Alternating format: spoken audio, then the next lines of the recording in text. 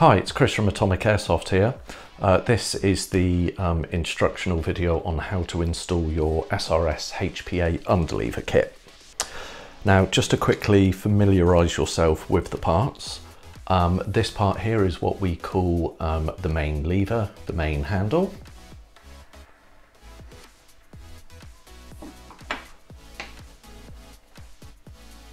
This part is what we refer to as the high flow nozzle.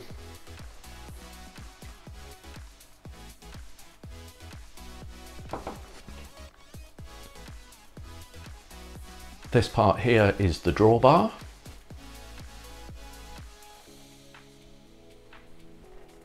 These two parts here are what we refer to as the bearing blocks.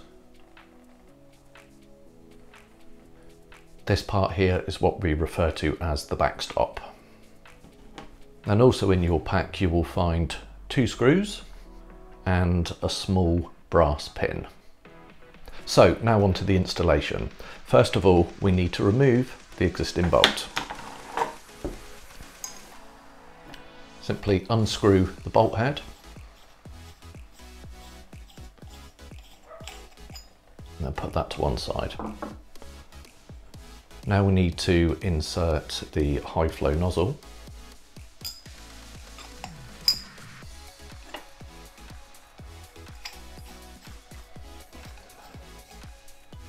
As you can see that there is a retaining nut on there, that needs to follow the guideway inside the SRS's upper. So next we take the backstop and then we slide that into the back of the nozzle. It is a very tight fit. As you can see, it is being pushed in there nice and tight. Now we need to slide the bolt inside the SRS. If you look at the back of the SRS, you'll notice that there is a groove in there. That groove is whereabouts the stainless steel bolt needs to go inside. Once you've got that lined up, you may just have to pull the trigger just to slide it in.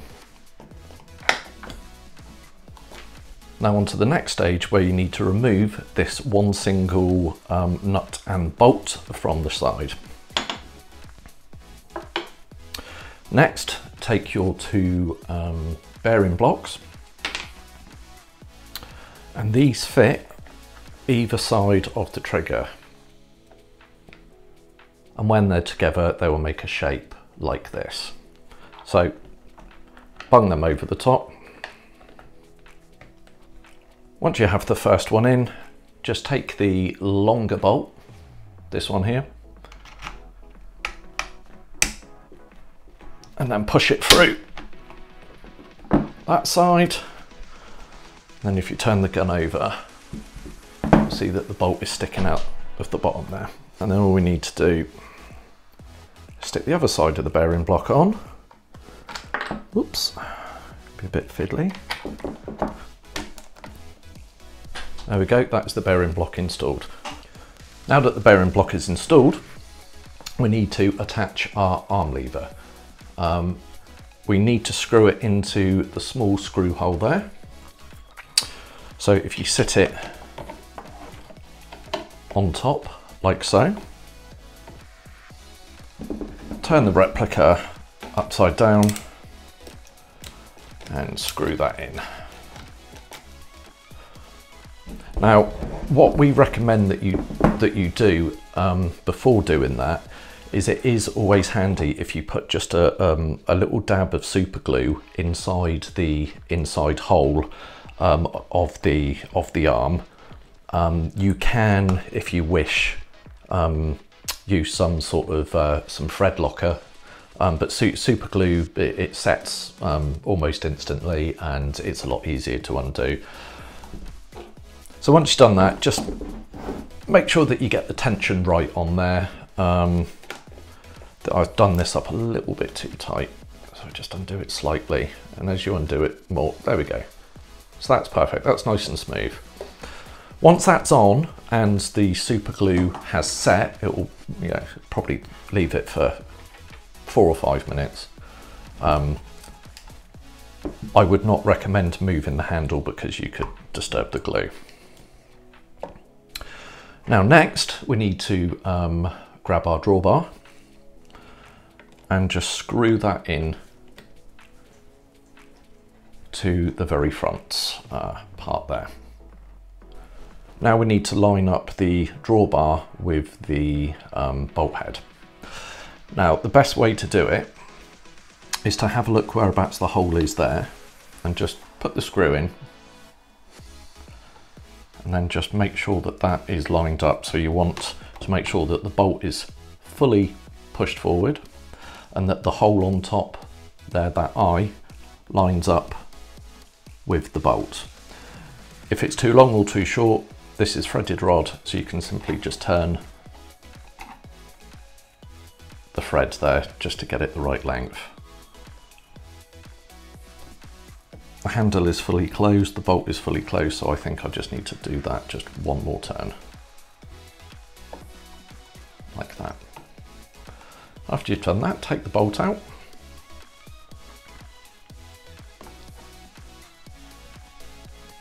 Now we need to stick the bolt in through the eye hole there, and then get your brass standoff and put that on there.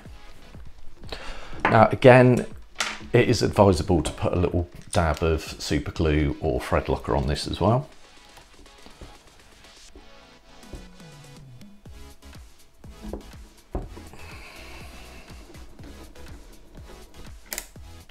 Just screw that in.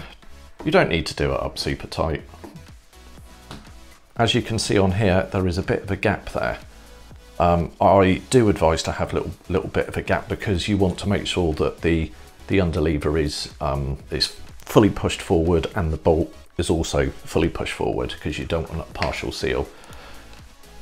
How I like to use the underlever is rather than using it like a traditional underlever where you cock and then shoot, I like to keep my finger on the trigger and just simply, just with your fingers.